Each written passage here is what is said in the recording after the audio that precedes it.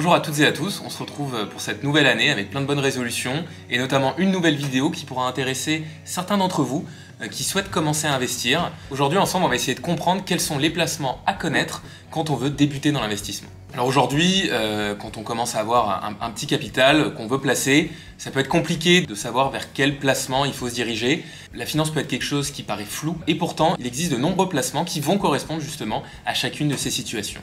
Et là, l'objectif de cette vidéo, c'est justement de vous en lister quelques-uns. Alors on va commencer par les deux plus connus. Alors on était déjà revenu dans une précédente vidéo sur la différence entre les deux, mais il s'agit des actions et des obligations.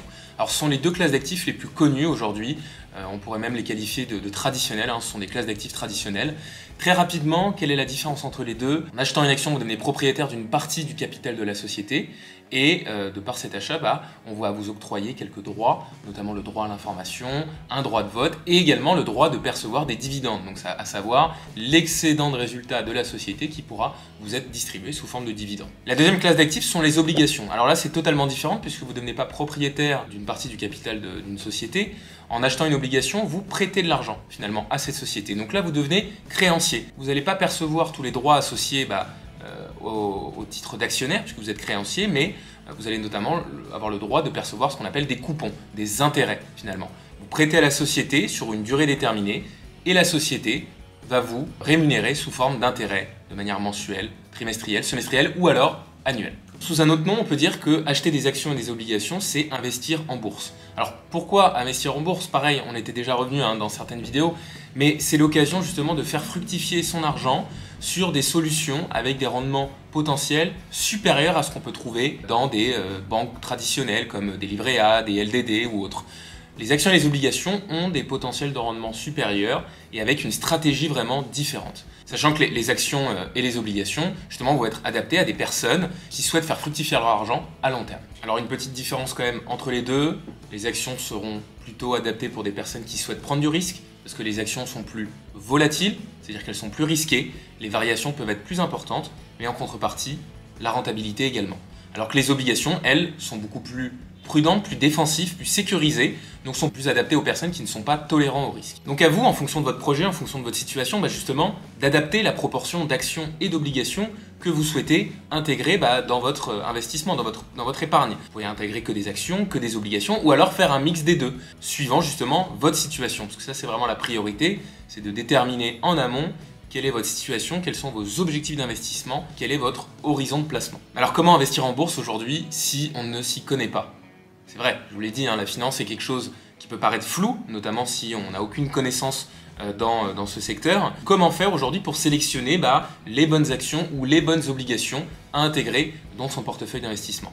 Donc ça, il y a la solution. Aujourd'hui, il y a le moyen justement de déléguer la gestion ou une partie de la gestion de son épargne à des professionnels de l'investissement qui, eux, vont se charger de sélectionner à votre place les meilleures actions, les meilleures obligations qui collent justement à votre profil et à votre stratégie d'investissement. Et si vous revenez dans nos précédentes vidéos, justement, on était revenu sur différents types de supports d'investissement qui existent, qui vous permettent justement de déléguer cette gestion à des professionnels de l'investissement. Je parle notamment des fonds d'investissement qui vous permettent justement de ne pas investir sur une action ou une obligation, mais d'investir sur plusieurs entreprises et de déléguer cette gestion à un expert de la finance. À côté de la bourse, il existe d'autres types de placements. Un des plus connus en France et qui est beaucoup apprécié d'ailleurs des Français, c'est l'immobilier. Ça, vous devez le connaître. Aujourd'hui, il y a plusieurs moyens d'investir dans l'immobilier, soit par ce qu'on appelle de l'immobilier locatif. Donc vous achetez un bien immobilier, vous le faites louer et vous percevez les loyers associés à ce bien. Ou alors la deuxième possibilité, c'est tout simplement d'acheter un bien immobilier et de le revendre quelques années plus tard dans le but de réaliser une plus-value. Aujourd'hui, un des investissements immobiliers, les plus reconnus, ça reste quand même l'immobilier locatif. Et là, vous rentrez non pas dans une logique de faire fructifier le capital, comme la bourse, mais plutôt dans une logique de rendement. Vous allez chercher des revenus complémentaires quand vous faites de l'immobilier locatif, puisque vous louez un bien, vous faites louer un bien immobilier et vous percevez des revenus. L'immobilier locatif, aujourd'hui, c'est quelque chose qui est accessible, soit en direct, donc vous achetez directement un bien, soit par le biais justement de supports de placements immobiliers qui font finalement le travail à votre place. Pourquoi? Tout simplement parce que acheter un bien et le faire louer, ça peut demander beaucoup de travail en termes d'entretien, en termes de travaux. Et ça, aujourd'hui, il existe des supports de placement qui font tout ce travail à votre place. C'est notamment ce qu'on appelle les SCPI, les sociétés civiles de placement immobilier, ou également les SCI, les sociétés civiles immobilières, qui vont réaliser ce travail de trouver les locataires, de réaliser les travaux d'entretien à votre place et qui vont vous verser finalement les revenus associés à la location de ces biens immobiliers. L'avantage de ces SCPI ou de ces SCI, c'est tout comme les fonds d'investissement dont je vous ai parlé juste avant, c'est que via des SCPI ou via des SCI, ça va vous permettre également de diversifier davantage. C'est-à-dire que lorsque vous achetez un bien immobilier, vous n'en achetez qu'un. Lorsque vous achetez des parts de SCPI ou de SCI, finalement, vous allez acheter plusieurs biens immobiliers à l'intérieur de ce même véhicule d'investissement. Et en plus de ça, ça peut être des biens immobiliers qui ont une finalité différente les uns des autres. Ça peut être des biens immobiliers, ça peut être des biens de bureau, des biens de commerce, des biens de santé.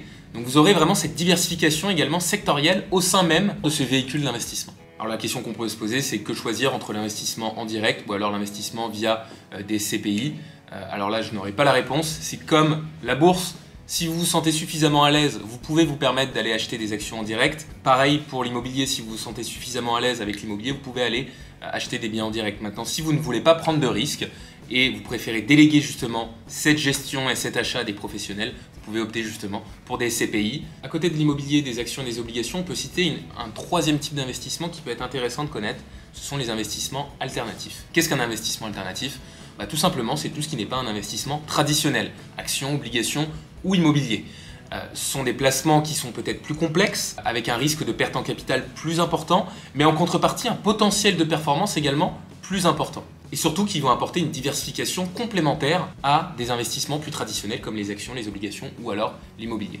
Et là, on peut en citer plusieurs, des investissements alternatifs. Ça peut être des œuvres d'art, ça peut être des bijoux, des montres, ça peut être des caves à vin, ça peut être également ce qu'on appelle du private equity, donc de l'investissement dans des sociétés non cotées en bourse, des TPE, des PME justement non cotées. Donc voilà, je vous ai cité aujourd'hui les investissements, les classes d'actifs plus traditionnelles, les classes d'actifs alternatives. Volontairement, je n'ai pas passé de temps et je n'ai pas cité tout ce qui touche au livret bancaire, au livret d'épargne réglementé, livret A, livret de développement durable, compte sur livret.